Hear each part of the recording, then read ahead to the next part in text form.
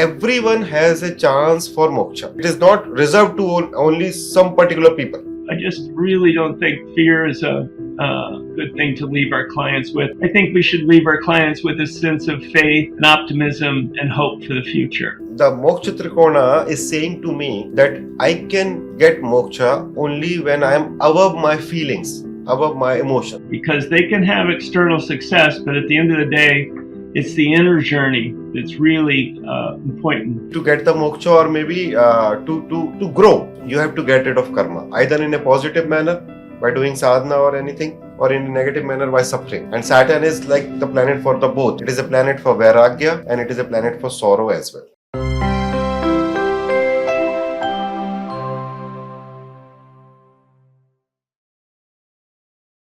Namaskar and welcome back to Astrologer podcast. I'm your host Anjita. On our channel, we discuss topics related to astrology and spiritual sciences with some of the world's finest astrologers, astrology teachers, and Vedic scholars. Today, we will dive into a mysterious and a paradoxical realm of astrology that evokes both fear and fascination at the same time. We are talking about the 12th house or the Dwadash Bhav, as we call it. The 12th house stands for loss, isolation, hidden enemies, confinement, and it is also the house of endings. But is that the complete picture?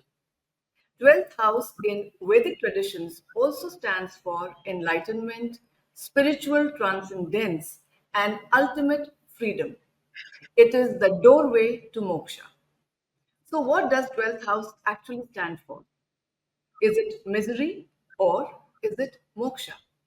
Or are they just two different roads leading to the same destination? Let's dive deep. And to discuss this topic with us today, we have two distinguished guests. Dr. Dennis Harness, who is a Vedic astrologer and an astrology teacher. He is also the founder of annual Sedona Vedic Astrology Conference, amongst several other accomplishments. The other guest with us today is Sri Alok Khandelwal, who is an astrologer, astrology teacher, and an entrepreneur. He is also the founder and managing director of Astrologer, which is a premier institute in astrology education and consulting. Namaskar, Dr. Dennis, Alok sir. Namaste. Welcome to our channel. Namaskar. So, without much ado, let's dive into our topic. As we've mentioned in our introduction, it's considered to be a mysterious, fascinating, and a deep house. So, I'd like to ask you, Dr. Dennis, you are an astrologer and you've been teaching astrology. You have uh, been with this science for a long time now. So, what is your understanding of the 12th house? Well, I like to start off with a story. First of all, I have 4 planets in the 12th house, so I know it very well, perhaps better than other people, just experiencing it. You're a very ideal person to be discussing this house with us. Yeah, right. Lovely. Yeah. So Yes. I've experienced both the misery and the moksha, of course, with the 12th house, because it is a paradox. It actually is a paradox. You know, sometimes actually I think of it as the womb, you know, before prenatal, before the birth, and then the tomb. So I like to call it the womb and the tomb. That's the end of life. Now, wanted to start off with a story, which actually I have an article on my website at dennisharness.com called The 12th House, Misery or Moksha. So if people want to take a look at that and go into more detail with some of the things that I share in that article, it's there under articles on my website. But what happened to me, first time I ever had an astrology reading, and this was by a tropical or Western astrologer when I was about 21 years old. And one of the first things he said to me is he said, I was moving to California at the time from the Midwest. He said, you should be careful. You could end up in jail. And I'm thinking, what is this? Thank you for sharing. But what was going on is Saturn, Shani, was going over my planets in the 12th house. And one of those planets happens to be the moon as well. So, it was a pretty good prediction he was making he was seeing it from the Western astrological tradition as well as what we would know. So anyway, what ended up happening is I drove very carefully to California, making sure that I didn't speed or do anything, reckless. And when I got to Stockton, California, which is Northern California, one of the first jobs that I got was working in a juvenile hall as a group counselor we could say like a prisoner jail for kids, for teenagers. And sometimes I would work a 8-hour shift, a double shift. And I would literally be in jail for 16 hours a day sometimes. So I always thought that was an interesting way that I worked out my karma, maybe. And I actually even got paid for it. So maybe I have Jupiter with the moon in the 12th house. So maybe Jupiter was protecting me too and providing some income as well. So anyway, I like to start off with just that story. I think one of the big problems with astrology, and we have to be careful as astrologers, and also I'm a psychologist, is that we can generate fear sometimes with our clients. And I don't think that's a good thing. I just really don't think fear is a good thing to leave our clients with. I think we should leave our clients with a sense of faith and optimism and hope for the future. So this is my feeling. I do feel strongly that the 12th house is a house of seclusion. And my guru, Paramhansa Yogananda, the great sage who wrote Autobiography of a Yogi, one of his quotes that I've always loved is, especially for 12th house people, is seclusion is the price of greatness. That seclusion is the price of greatness. So I've tried to find that and experience that in my life. Even though I have a very public life and a lot of planets in the first house in Leo, so I'm pulled out into the public a lot. But that 12th house is so important that I really do my practices, my sadhana, my spiritual practices of yoga and meditation and prayer. So I don't know, those are a few things that just come to mind right off the bat. So I'll defer to you, my friend. Okay. Before we move forward, Alok sir, I don't know whether you remember this punchline of an ad. It was an ad for Coke or Thumbs Up. The punchline said, "It is always lonely at the top." So, when Dr. Dennis said that seclusion is something that comes with greatness. So, it's when you're at the top, you're often lonely. So, moving forward, Alok sir, you've also seen the science very closely. You practice the science and you've studied it very deeply. So, what, in your opinion, is 12th? So I know. Go Yeah. ahead. Sorry. Go ahead. No, please, Dennis, you want to say something. No, I just didn't hear the question, so I didn't hear the last part of the question. Okay, no, Dr. Dennis, I'll just repeat this. I'm asking Alok sir, what, according to him, his understanding about the 12th house, as an astrologer, an astrology teacher, what does he feel? Oh yeah. So so I think now every astrologer understands this, that these three houses, 6, 8, 12, and third also, is somehow we have got a lot of mysteries because our hidden karmas are there. And we are on this planet to basically get rid of this karma, obviously making new karmas also. And the basic purpose of birth is to evolve the soul and then finally get the enlightenment. Now, 12th house for me in a horoscope, because everybody has given a 12th house. This is something which I always remember. That means everyone has a chance for moksha. So it is not denied to I mean, it is not reserved to only some particular people, right? And we have seen a lot of stories in history where people even who have no chance and no understanding of any dhyan, meditation or mantras got moksha, right? So we have heard about Balmiki, we have heard about a lot of saints in India and worldwide who has got moksha suddenly also. So this is my first understanding, that everybody has a fair chance to get moksha. Now, if you see astrologically, for me, it is a very beautiful house because two gurus are are basically relevant here. So Jupiter is the lord of 12th house in Kalpurush chart, and Venus, the most auspicious of all the 9 planets, are getting exalted. Mm-hmm. So that makes me think that there are a lot of things which we are not aware about this house. Since it is being described and it is in the Shastras also that not a very great house. So most of the astrologers has not given a lot of thought on this house, that why Jupiter is ruling this and Venus is getting exalted here. Mm-hmm. The other analogy which I have is obviously to get moksha, as you were saying, Anjita ji, that on the top everybody is alone. For me, I will rephrase it into this manner, that to get the moksha, you have to be alone. So that means what? Sadhana, dhyan, meditation is the only way, I mean, one of the best way, and getting getting in within is the best way to get moksha. So I will limit myself up to these points also. Obviously, in the discussion, we will come up with a lot of other understanding.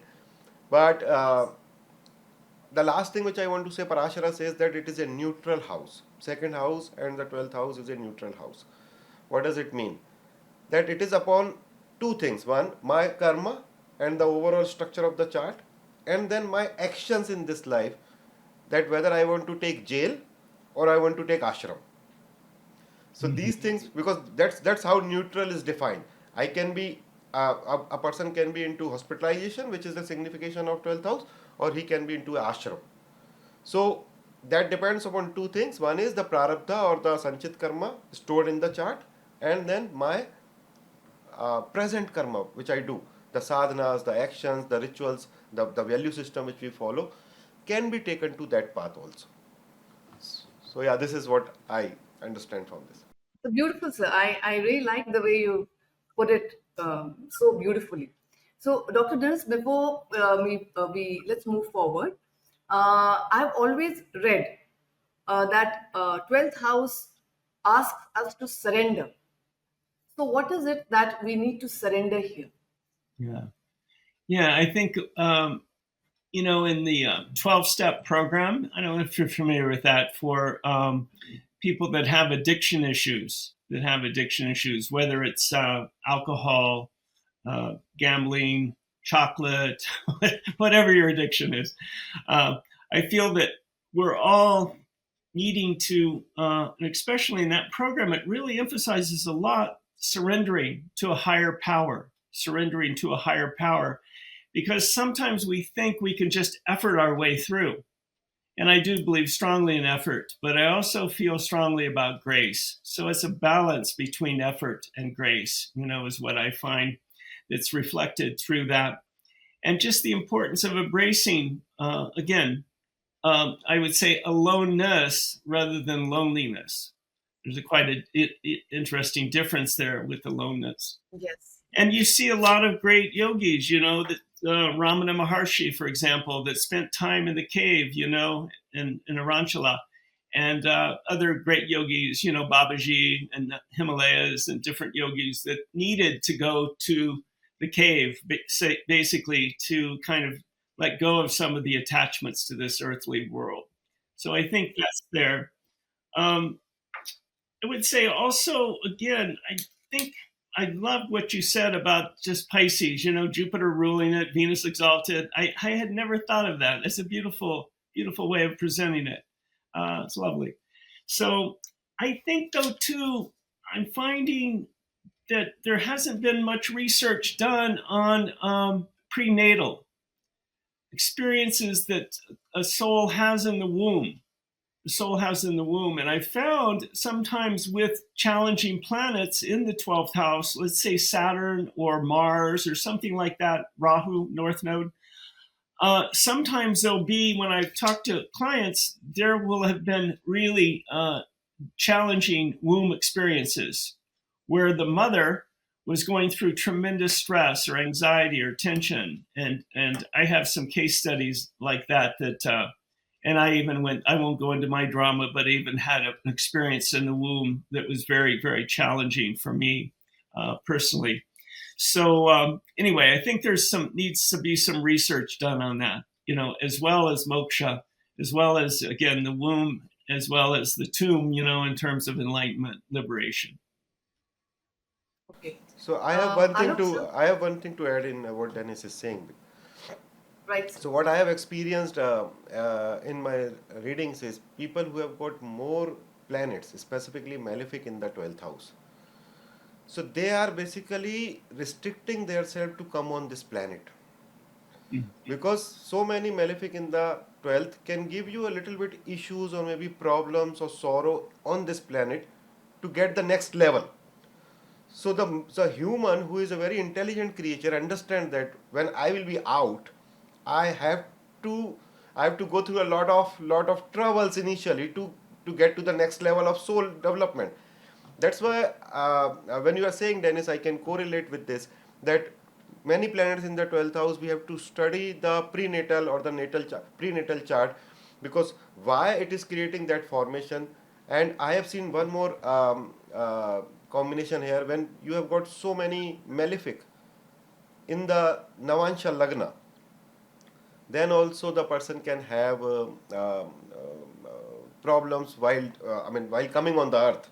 I mean, before delivery, the mother can have challenges, or maybe after, during the delivery period, in the hospital also there can be challenges. So this was my submission on that. Okay. Okay. So, like you said, there are two gurus which are associated with 12th house, Jupiter and Venus. So, going by that analogy, I think this house should be very important for ascetics, hermits, or monks who have renounced this worldly life to attain something higher. So, what combinations do you see in their chart broadly in people like this who have renounced the world and gone for something attainment of something higher? Yeah, sometimes I find when the ruler of the first house is in the 12th house, it's like they must go within, they have to go within because they can have external success, but at the end of the day, it's the inner journey that's really important. And again, sometimes benefic planets, let's just say the moon in the ruling in the 12th house, they have moon in Cancer in the 12th house. And, this yoga is called Vimala yoga, which my understanding, Vimala means like unblemished, unblemished. So I remember telling one of my female clients that she had this in her chart, and she thought I was talking about skincare. Anyway, but usually I find that they have really good skincare, have a really nice complexion. But anyway, that's just a topic that I think is important to look at the yogas associated with it, the Viprita Raja yogas too, that can be connected with the 6th, 8th, and 12th houses. So there's a number of yogas that can be looked at. But those are some of the things that I find, and even again, Guru in the 12th house, just Jupiter in the 12th house, that can indicate a strong desire for moksha, for spiritual liberation. So, So, Alok sir, would you like to add something to this? Yes, I think before talking about the 12th house, we have to understand the entire Moksha Trikona, right? So the Moksha Trikona is 4, 8, and 12, and and if you observe that these all are water signs, so that means the Moksha Trikona is saying to me that I can get moksha only when I am above my feelings, above my emotions, right? So it starts in the fourth house. So the mother, that's why most of the yogis will leave the place, leave the home, right? Then it will go to the eighth house of sadhana, tantra, mantra, and kundalini jagran, and then you can get to the 12th house. It is ending in the 12th house. So basically, uh, what I personally think is 12th house is the destination. It is not the only way to get the moksha. You have to go through this the entire moksha trikona, and then you can go to the moksha. Uh, and obviously, coming to the surrender part, which with the question which you ask. So if you see, Pisces rules the feet, right? Pisces rules the feet, Yes. and 12th house is ruled by two gurus, as I said. And that's why we have a tradition in India to touch the feet of elders and guru. Mhm. You see that?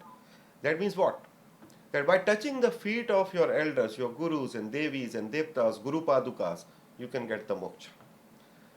Now there is, Okay. yes, this is how this is the way we have seen this. It is very scientific. It is Beautiful. not I, something. I, I, I didn't know this. Beautiful. I tell you one very interesting thing. There are some religions in India and other. I'm not aware about the other parts. Maybe Dennis can comment on this, where the the, uh, the people are not allowed to touch a female feet. For Yes.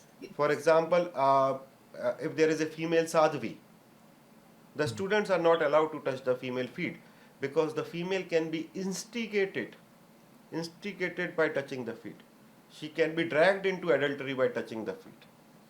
That's how it is so important, and that's why it is a neutral house. You see that you can get into adultery, bad pleasure, and same time you get into the moksha.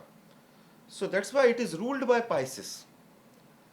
And you have all the two things, right brain, left brain, Venus and Jupiter. So you can go anywhere by this house. That's why it is so dangerous. I will not say dangerous, but so important house to decide the the the transition of the soul. Because if you read the Shastras, what happens? They will give you a story that somebody was living there, he was a Brahmin or maybe a king or a Jyotishi, he was practicing, but one fine day something happened, he changed the path, he get attracted to a woman and then finally getting into the hell and then coming up again on this planet. What does it mean? That the house, 12th house, is not very easy house because you will be given a lot of attraction, Venus. Mhm. So that you can, Venus is not only females, it is all luxuries, all, I mean, it is moho, so entanglement Yes. basically. So the entanglement part, which is a part of emotion, is, if you leave entanglement, that is the only way to get salvation. This is what my understanding is. So you have to leave moho, you have to leave emotions, and then you have to get into the eighth house, where the Mooladhar chakra is and where the Kundalini resides. It doesn't necessarily mean that it should be done through meditation or mantras. Sometimes it can be a Shakti path also by a guru, right? It can be just a Shakti path by also guru. But the process, I think, is this. So what I've seen here is, as Janice said, Jupiter in the 12th house, Ketu in the 12th house, aspected by Jupiter, Lagna Lord in the 12th house, ninth Lord in the 12th house, fifth Lord with the ninth Lord in the 12th house, Atma Karaka in the 12th house with fifth Lord. Can be some of the combination where I've seen that people are more inclined towards getting the higher purpose of the life. Okay. So we will talk about these combinations a little later again in the session. But there's one thing I'd like to ask you here, although it is not directly connected to our topic. You mentioned that the Moksha Trikod is also a water element sign. So is spirituality somehow connected to the element of water? You can say that because we have got this bhakti marga, we have got yoga marga, dhyan marga, gyan marga. So we have, but gyan marga is again, Pisces is the rashi for the knowledge, right? Eighth house is a house of yoga. So it is not only emotion, it is basically to get over the emotion. You Yeah. cannot get moksha when you are attached to your wife or maybe attached to yourself or attached to your mother. Of, you have to come over that, and then only you can talk about Pisces. The Wow. Pisces is the is the is the most sacred rashi, and it is all transparent, white. It is pure Jupiter.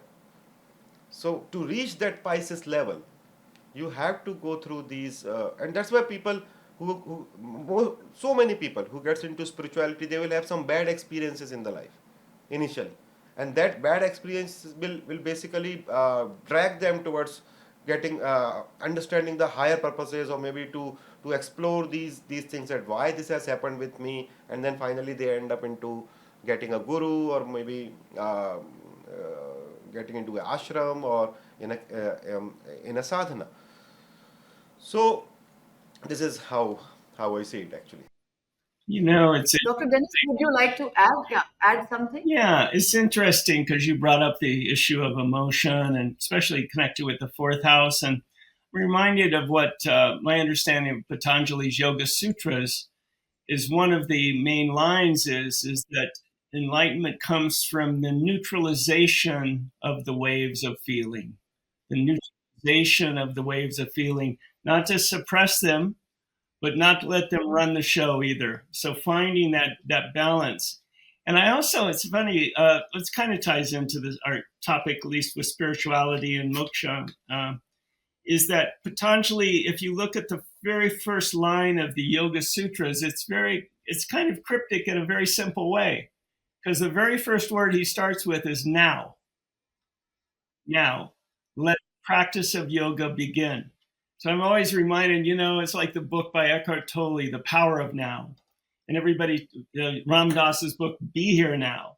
And so this now is just right there, right at the very start. And of course, there's the eightfold path to get there. But I always think that that's kind of interesting how it starts out in that fashion. Definitely, wonderfully said. Okay. Dr. Dennis, like we've been saying since the start, that this house is in a paradoxical realm, having both the misery part and the moksha part. So, could you throw a little light on what could be the possible combinations, or how could a native know that he has combinations which lean more towards moksha or which lean more towards misery on the surface? Yeah. Well, again, I would say probably more challenging planets in the 12th house, the person will have to go through some pain and suffering to get there. I think what I've found in life is that quite often when we hit the bottom of the abyss, we fall and we hit the bottom of the abyss is when the divine reveals itself. Because again, we have to be humbled. We have to realize that we're on God and Goddess's train. They're not on our train. So there is that aspect of, again, that you brought up earlier of surrender, I think is a key point with moksha. And let me see what other things we'd want to say. I think those are the main things that come to mind right off the bat. So I'll defer to you. Okay. Okay. And Dr. Dennis, would you like to share something from your experience, some chart that you have seen uh, that has a more tilt towards misery or a more tilt towards moksha? Yeah. Well, again, I have a lot of Leo in my chart, so I can talk about me. Sure, please. Again, Please go ahead, sir. yeah. Again, I found in my life with the 12th house planets, again, I have Moon Jupiter in Cancer, so I have, Gajikeshari Yoga and Hamsa Yoga, a lot of good things with the 12th house. But when good old Shani comes around, and I get to experience, Shani's blessing, I'm always reminded of, sometimes there's that story of Shani walking by and Shiva jumps to the bottom of the pond in the lake to talk about water to avoid Shani's glance. And so he stays down there, for the 8.5 years of Sati Sati. And then he comes back out, and then he sees Shani walking by again, and Shiva says, see, sir, I was able to, get away from your glance, and I had no problems, whatever. And he said, well, that's true on one level, but you did have to dive all the way to the bottom of the pond and spend 8.5 years to experience getting away from my glance. So I'm reminded of that story. So again, I find with Shani is the most important planet for spiritual growth. The most important planet for spiritual growth, in my estimation. This is from my experience, and my teachers have taught me this. So again, when Saturn moves through the 12th house, I would say that's a time where there is a reckoning around that. And if the person has learned to behave, then maybe the reckoning is not so difficult with Shani going through. But most of my clients, I find when the transit of Saturn's going through the 12th house, it's kind of like almost like a sati sati, even if the moon's not involved. It's like a sati sati connected with the ascendant. Does that make sense? So it's like, Yes, absolutely. yeah. So I Alok sir, would you? these Sure, sir, please. no. Okay. Alok sir, would you like to add something to this in terms of combination of moksha vis-a-vis misery? So I am definitely agreeing what Dennis is saying, and because Saturn is the Karaka of the 12th house, and we have not spoken about him. Mm-hmm. So now we have three players: Jupiter, Venus, Saturn, and the Karaka is one of the most important aspect of any house. So obviously to get the moksha, or maybe to grow, you have to get rid of karma, either in a positive manner by doing sadhana or anything, or in a negative manner by suffering. And Saturn is like the planet for the both. It is a planet for vairagya, and it is a planet for sorrow as well. So in the transit I have seen, obviously, yes. And Dennis, I also consider Sadesati from three things. Number one, from the moon, obviously. Second is from the lagna, and third is from the moon in the navansha. So Mm-hmm. and I have seen that the Sadesati or Saturn transit in the from the birth lagna is also equally relevant, equally relevant.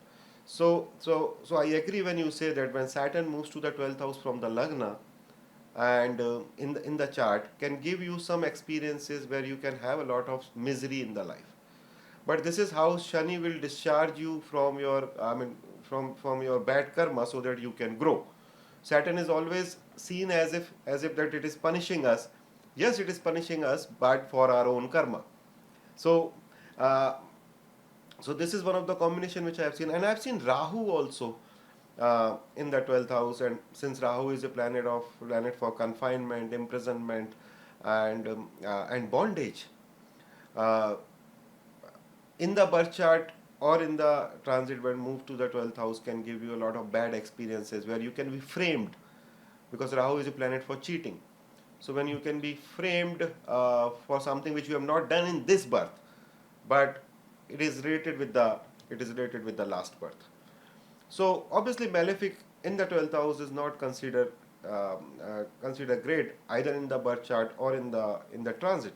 And whenever they are into the picture, or maybe into the dasha also, can give you experiences. And as Dennis said, that if you know how to behave, because if you understand this, that all the negative experiences which you are having in your life is because of your own karma, and these planets are helping you to get rid of those karma. Basically Shani, basically Rahu, Mangal, all these planets are helping us to get rid of those karma, so that we can evolve. Then the misery or the sorrow, you can control that misery and sorrow. I've Dennis, also would you like to add something? Yeah, I was just thinking because you talked about the karaka of the 12th house, Shani, and I've always thought K2 is one of the because K2 is often called the Moksha Karaka planet. So I've always associated K2 with also a reflection of the 12th house as well. And I'm reminded of I think it was the philosopher Gurdjieff said that we have to realize we're in prison in order to get out of prison. If we think we're free, we may be spiritually bypassing what we need to really work on. So I think even Krishna ended up in jail right at the start of his life. So we have to realize that we're in prison in order to get out of prison. I think so. I think that's an important factor. And I have a paradoxical understanding against whatever everybody, it is written. So we say that 12th house is a house of bondage, right? But same time we say that 11th house is a house of slavery. So I mean, these two things are not they are paradoxical. So when you apply bhavat bhavam, so 12th from the 12th is slavery. That means 12th house is a house of freedom, not bondage. But it comes from the same house, because when you are out of bondage, then only you will get freedom. So here Saturn or say Ketu can be a bondage, and Jupiter can be the freedom karak. So generally we think 12th house is a house of bondage, it is a house of bondage. But actually the slavery house is 11. That means what? Your desires, you are slave of your desires. And that's why it comes into the 12th from the 12th.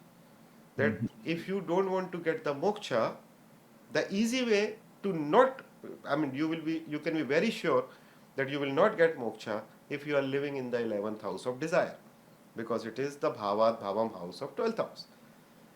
So this is how I see it. I mean, you can add into this, Dennis, if you want. No, it's beautiful. It's really well said. Yeah, really well said. Yes, sir, it's a beautiful insight. I mean, it's a totally very nice way to think, and it's a food for thought. Yes, sir. So now, sir, that we are talking about planets in the 12th house, if we could just talk about a few combinations.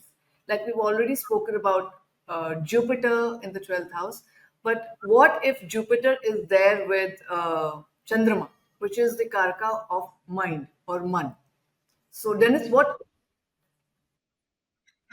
Yes, yes, I was just coming to Dennis. Yes, Dennis. Well, What could we tell our viewers? again, I think it's just that strong desire for freedom, but again, also the strong desire for seclusion, as I was mentioning. So for me, it's connected with that aspect. It's also it is a watery house, Pisces house. So I do find with having Moon and Jupiter there that it's really important for me to have the water element around. And I say that quite often to clients if they have a strong 12th house. Sometimes I find people love to live on islands. Or when I travel, I love to go to Kauai, the island of Kauai, because to me it's the garden island. But also, my other favorite place is Kerala, India, which you have the backwaters there, you know. Yeah, Well, so I think it's a watery place, as you were mentioning. So there's that connection with water. And sometimes I'll even recommend to a client if they live like I'm in the desert. So, but we have a water feature in our backyard, a fountain that generates. Or sometimes I'll tell a client, maybe good to have a small fountain in your home. It just generates, doesn't have to be an expensive thing, just to create some water element, because I think that's important. It's an important element associated with moksha. okay. Alok, sir, would you like to add to this combination, your experiences? Can you repeat the question for me?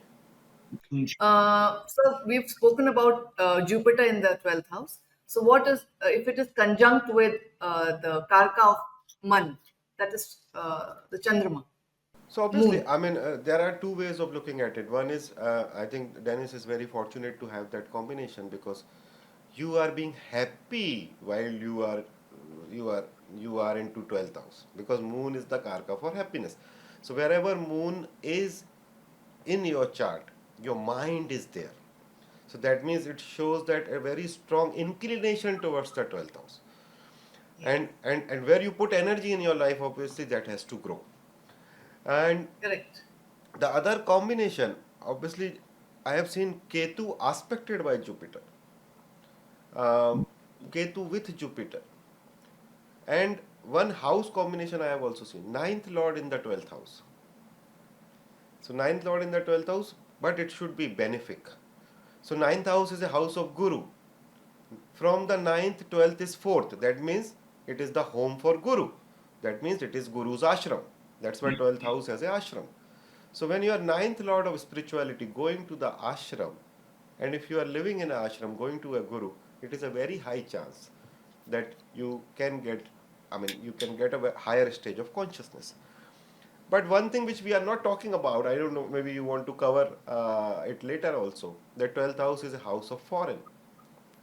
So, I so was about to come to this. Yes, and please. what we have observed, that in our shastras, going to foreign is not considered as a very good thing.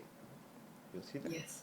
So they will say it is kind of a punishment because you don't have your food, you don't have your culture, you are alien to that place, you are not being like, you are not natural to that place, and anything which is unnatural is coming into the 12th house because that's the border. You have to cross the border.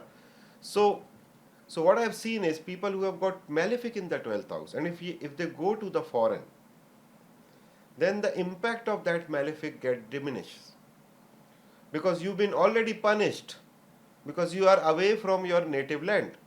So it is again 9-5, 9/5 from the 4th house. So you have taken a step towards leaving the emotion of motherland and going into basically a critical place where you have to start from zero. But when you move to a foreign place, you start from zero. So uh, so having those combination where you have got this chance of third lord in the 12th house, fourth lord in the 12th house, ninth lord in the 12th house, lagna lord in the 12th house, 10th lord in the 12th house. So 10th lord in the 12th house, you are working in foreign, right? You have these kind of combination. You change your place and you move to a different country, then obviously the negative aspect of these things decreases. Otherwise, you have to go through that karma. For example, ninth lord in the 12th house is as malefic, that your bhagesha is getting into loss. So so you will have to have a lot of struggle in the life. So we have to basically, since it is neutral house, that's why I'm giving you this analogy. Since it is neutral house, we have to see what the action of the person is. So same planet malefic in the 12th house can give you a lot of punishment, whereas if you go into that direction,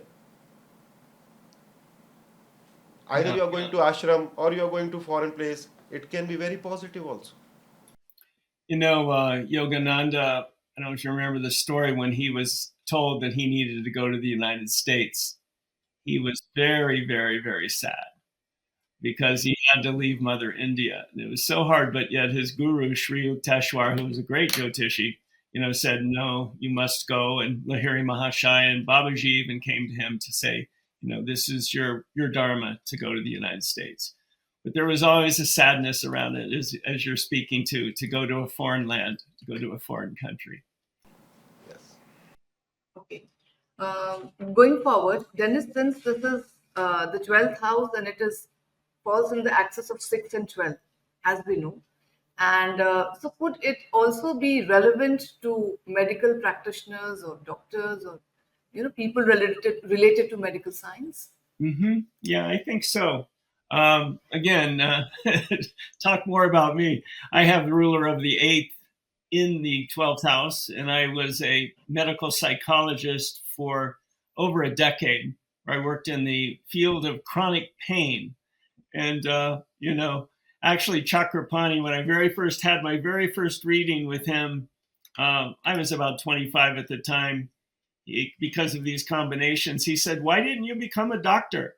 you know, and in a way, I did. I mean, I got a PhD, so it's a doctorate degree, but I worked with these surgeons and all these different doctors, even though I was a psychologist, so I was in that field.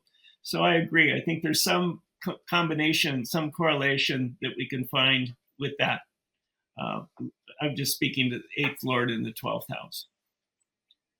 Okay. So, Alok, sir, would you like to add something to this Obviously, 12th axis? yes, it is a very important axis for doctors specifically, as Dennis has said, because 6th house is a house of disease and 12th house is a house of hospital. So if you see from the Bhavat Bhavam, it is 7th from the 6th house. That Right. means it is the marka of the 6th house. That means to get rid of disease, you have to go into 12th house. Right? So there are two interpretation of looking at it. Number one, for the bodily ailment, 6th house marka is 12th house. You have to go to doctor. Right? You have to go to a hospital. But we have got this Shataripu in the 6th house. Kam, Krodh, Lobh, Moh, Mad, Matsar. That's why it is 6th house. Shataripu. Right? That marka is also 12th house.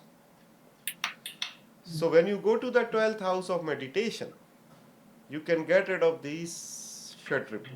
When you go to the 12th house of ashram, you can get rid of this shatrip. So for medical practitioners, obviously 12th house, and we have observed a lot of time. I think Dennis will agree with me on this. For a doctor, the dasha of the 12th house will give them a job in a very reputed hospital. For normal people like me and you, it can be a bad dasha, maybe if you are not spiritual. But for a doctor, the 12th house dasha is very important. For a Nadi Vedya, the 12th house dasha is generally very good. I think Dennis must have some experience about this when he Yeah, was. I was thinking of the 12th house, as you know, is associated with hospitals. And sometimes they've done research, at least in America, that a lot of times people go to the hospital and they actually get worse. You know? They're surrounded by sick people. The doctors sometimes just prescribe medication. They don't really deal with sometimes the etiology of the problem. And so I'm reminded too when we that the name, for the American Medical Association, the symbols are AMA, AMA, which means toxin. So I think I find that allopathic medicine definitely has its say. It's very important for a broken arm, And there's beauty in allopathic medicines. I don't need to put it down, but sometimes I find there is that AMA quality to the American Medical Association.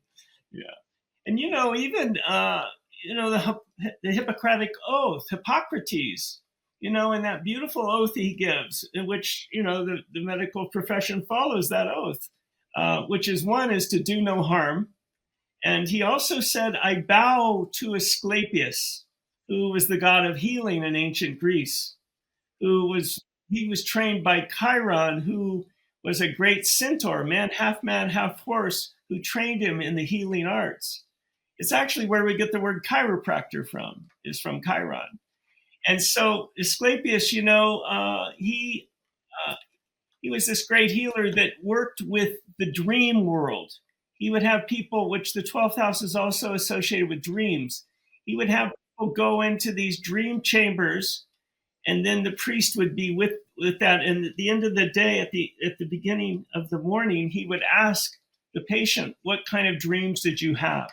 What kind of dreams?" And then he would try to help him interpret the dreams. There was a strong emphasis on the 12th house in these Asclepian temples, as they're called. And so I think that's fascinating about the dream world. And that Carl Jung, the famous psychiatrist who was a medical doctor, he emphasized so much the dream world. And even Sigmund Freud, his very first book he wrote in 1901 was called The Interpretation of Dreams.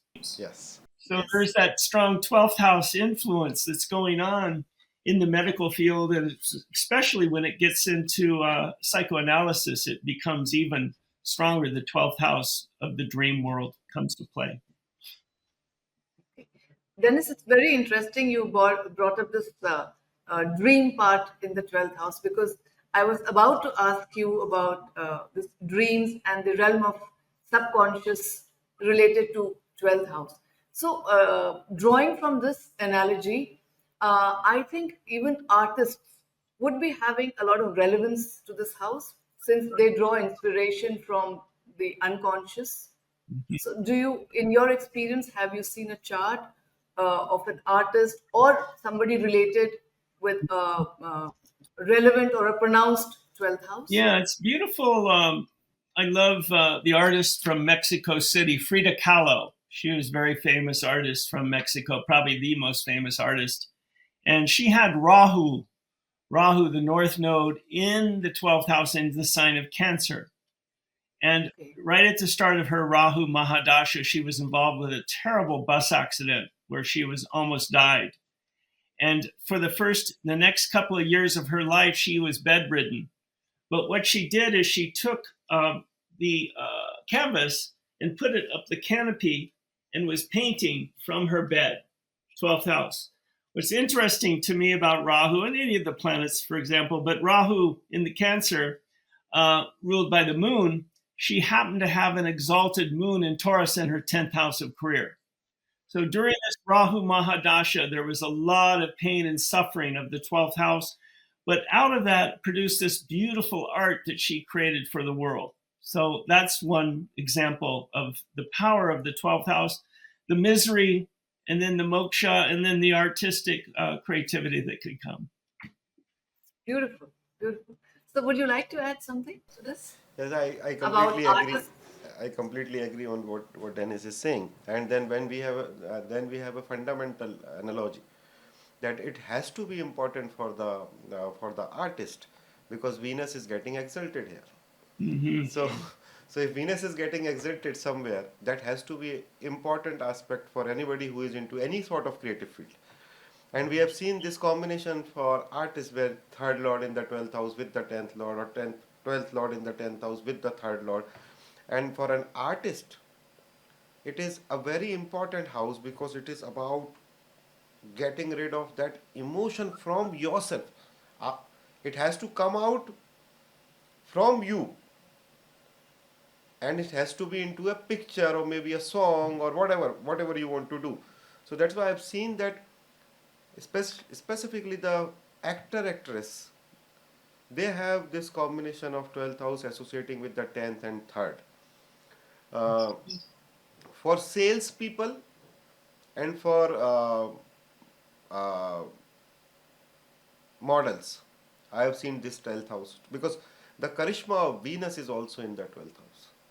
You know, a good example of that is even though he had no planets in the 12th house, was Albert Einstein, who was a Gemini Lagna, Tuna. And so the ruler of his 12th house would be Venus, you know. And his Venus happened to be in his 10th house, exalted in Pisces. And there was a beautiful interview with him one time where he said, because he loved the violin, he loved to play the violin. And a lot of his theory came through the dream state, through the dream world. And he said that he often thought of himself as an artist rather than a scientist, that he thought of himself as an artist rather than a scientist. And so, again, that ruler of the 12th exalted in his situation in the 10th brought that beautiful artistic way that he worked with life. Wonderful. Oh, beautiful. Okay. Alok, so now that we're talking about the planets in 12th house, we have not spoken about Mars, Mm-hmm. which is a natural malefic. So, what would you say about a chart which has Mars in 12th? Well, of course, Dot. it creates Kuja dosha, and I look at Kuja dosha from not only the ascendant, but of course from the moon and from Venus. So you could have the trifecta of triple Kuja dosha. Now, granted, there are ways that that is mitigated, but I find that's one way is that quite often Mars in the 12th house can indicate, not always, but it can indicate an early marriage, instant divorce, especially if it's showing up 12th house from Venus and or the moon as well. So there's that aspect of Mars in the 12th. And again, I have found negative womb experiences. Mother may be threatened, or there was even rape in some situations and things like that, where the child is born out of that situation. So there's that. And also, I find sometimes Mars, especially if it's close to the Lagna ascendant degree, even though it's in the 12th, is sometimes the child will have it'll be a very difficult birth, or sometimes even cesarean birth, because of Mars connected with cutting and surgery. So anyway, there's a few things. Alok, sir? I mean, everything what he has said is obviously coming from the Shastra and 100% correct. And I can add a little bit more in that. So, my 12th house is a house of your bedroom also, right? It is your bedroom, it is your bed. So you can experience that it is Mars sitting in your bedroom. And Mars is bachelor. So I have seen two kind of interpretation. Number one, people will have a lot of fight in bedroom. So there is a fire element, aggression in the bedroom. Second is a forced bachelorhood. Forced bachelorhood, right? This also can be seen when Mars. So that's why we say when we have got this Mars and Ketu in the 12th house, because Ketu works as Mars. So this is a principle that Mars and Ketu in the 12th house can give you late marriage. or maybe issue in the marriage.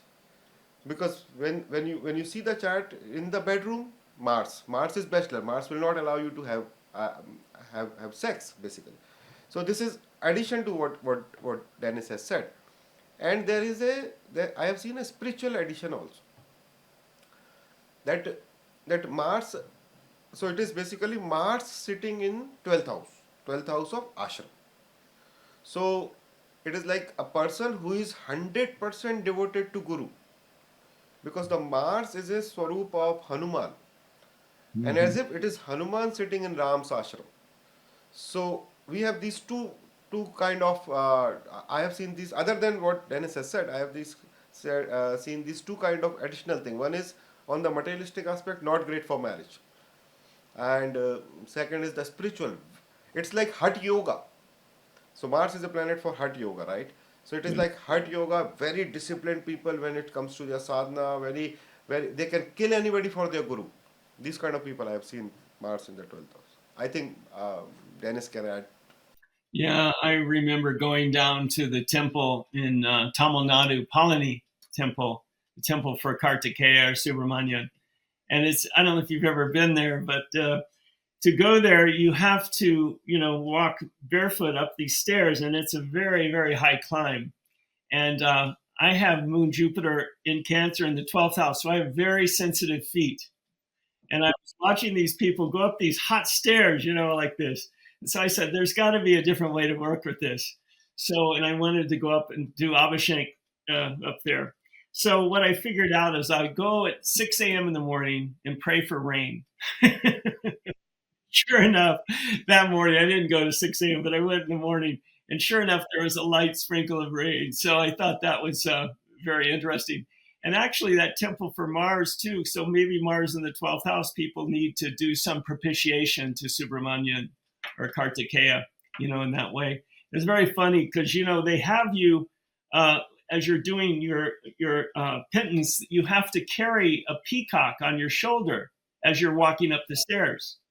Now, I've told this to people, and they have this picture of this peacock on my shoulder pecking my neck. Thank God the peacock was made out of wood, So anyway, but I'm reminded to do some propitiation. And, some people say that Shiva incarnated as Hanuman so that he could learn to be of service to Vishnu, and to Lord Ram, because of Vishnu's incarnation as the son with Lord Rama. So I'm reminded of that as well. So.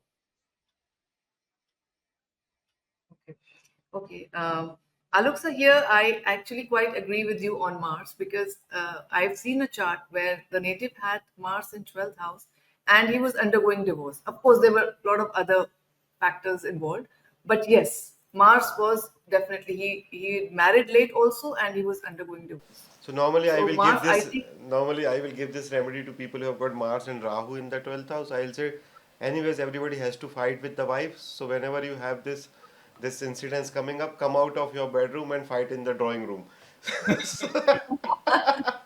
crack a joke with my clients that have Mars in the 12th house. I say, quite often in early marriage, you'll experience what I call the 3 rings of marriage: the engagement ring, the wedding ring, and then the suffering.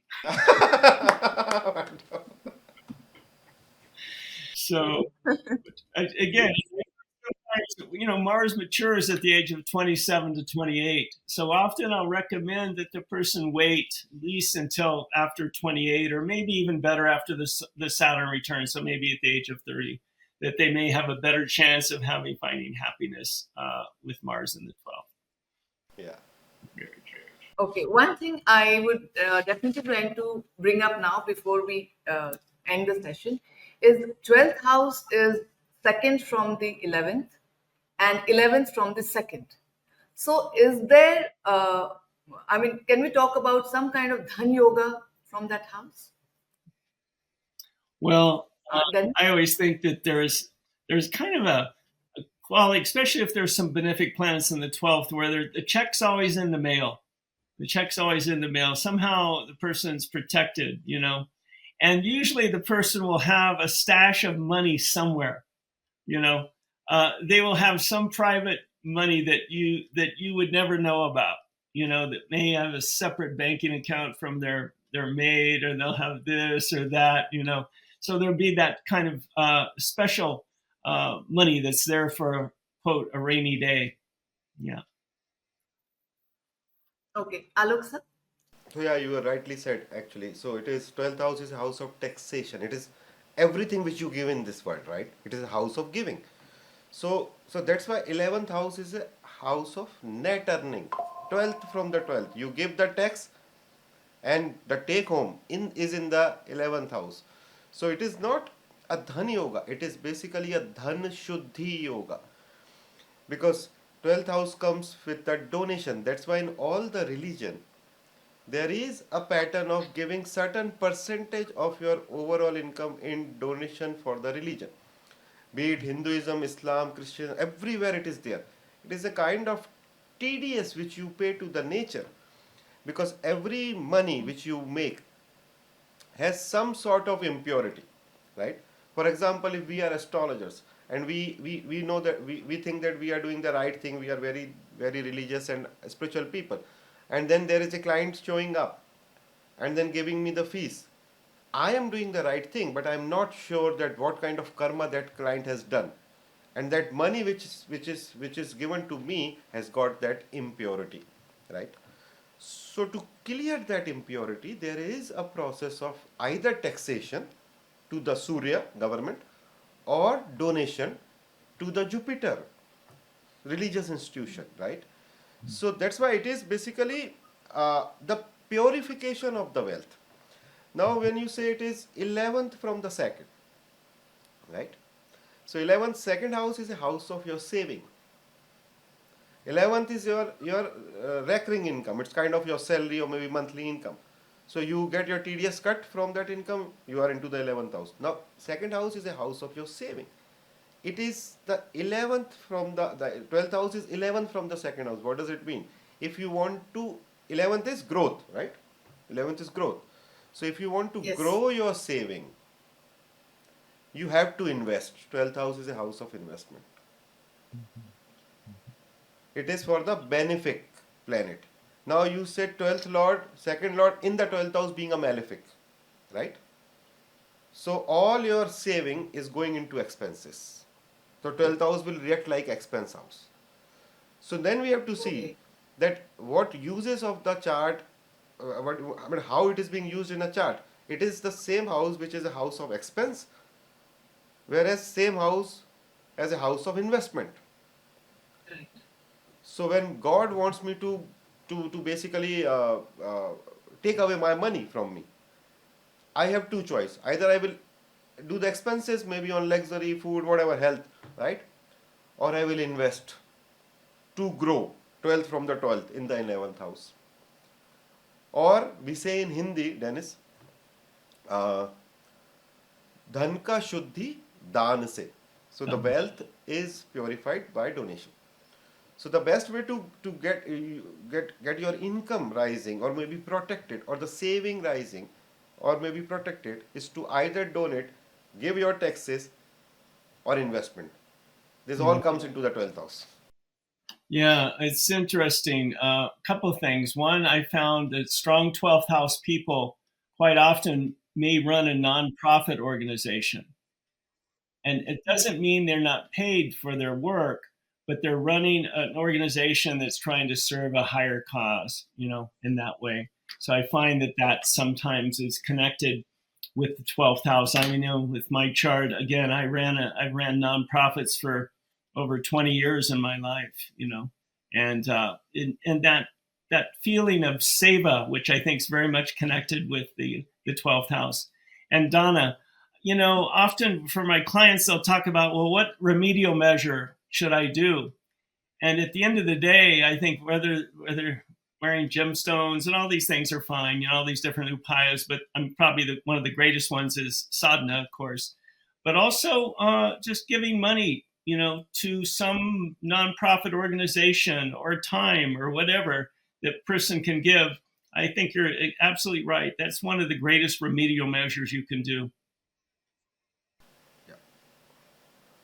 And that's why Parashara is stated in all the planets remedy is basically mostly suggesting donations of cow, donations of cows, donations of so many other grains of the planet related. So he is also talking more about to get rid of negative karma. He is mostly focusing on donation. Mhm. And all these big Okay. billionaires, they have this understanding. It doesn't mean that they are consulting astrologer, but they have this understanding. You see, Bill Gates gives Mhm. 50% of his wealth Yeah. to a non-profit, and then also his wealth doubles and triples because Mhm. because they have this understanding internally, not maybe not through any astrological learning or any awareness learning, but they have this internal feeling that the wealth will increase the more you donate. Mhm.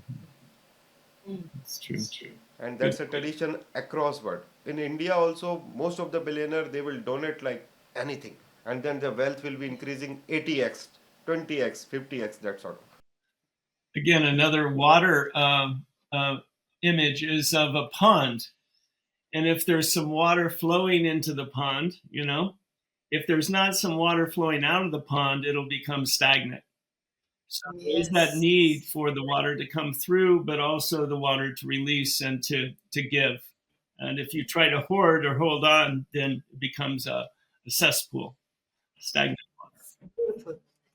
So talking about billionaires, small thing just came to my mind that I don't know whether Dennis is aware. In our film industry also, uh, the big stars, they always have a room in their house, the old stars, that whenever a new person came to the industry, they had to struggle. That room was always open for them to come and stay there, eat there in the house, till they become successful in the industry. It was an open house invitation for all the good actors, the old actors. Uh-huh. It was a norm in the industry, and it was a very well-known norm. It was known to all of us that this is what they did. For the newcomers who came to the industry, it was open to them. So Interesting. I think this practice is there in all the cultures, all the industries, and I think it's like Sir said, it's a thing that everybody knows and aligns with. Mhm. Okay. Interesting. So, Dennis, sir, before we actually bring this beautiful conversation to its natural denouement, is there anything that you would like to tell our viewers regarding the 12th house and their combinations? Tell them, I mean, not to be fearful, like Dennis said, it's not only misery, it's a lot of good things also. So, anything that you would like to share with them? Yeah, I'm reminded of the famous writer Goethe. He said, "It is always better to hope than despair. It is always better to hope than despair." And I think as astrologers, we need to leave our clients with a sense of faith, optimism, and hope. Faith, optimism, and hope. And then I think we've done our job. We can't, at the same time, as one of my dear friends, William Levesey, who wrote the book Beneath the Vedic Sky, once said to me, though, too, especially with the 12th house, we don't want to cheerlead someone off a cliff either. you know, Sometimes, you need to point out these potholes in the road, which quite often can come with the 12th house. So you don't want to cheerlead someone, off the cliff, so to speak. So I think those are important to find a balance. And I think at the end of the day, it's how the astrologer presents the material to the client. And again, it's so important to get basic, not that people need to become psychologists or whatever, but basic counseling skills. Because again, as we talked about, the main problem, sometimes one of the main problems with astrology is that it can engender fear. And so I would just leave uh, with us astrologers to continue to work, because I think one of the greatest things we have to give to our clients is our own state of consciousness, our own state of consciousness. So, anyway, those are some thoughts. Alok, sir? And I completely agree with what Dennis is saying as an astrologer. And I will say, meditation is the best remedy for anything which is related with your 12th house or the entire chart.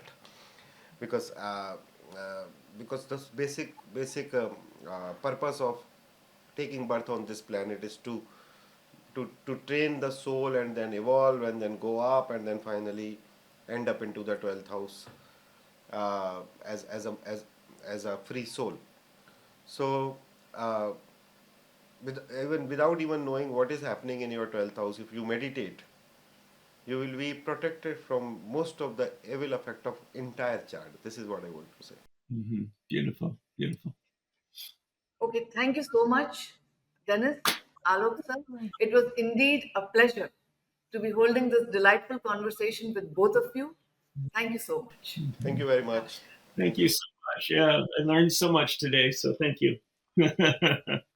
Beautiful, beautiful, and thank you so much. You've been a great moderator too. So, uh, very Thank you. excellent questions. Excellent questions. Thank you.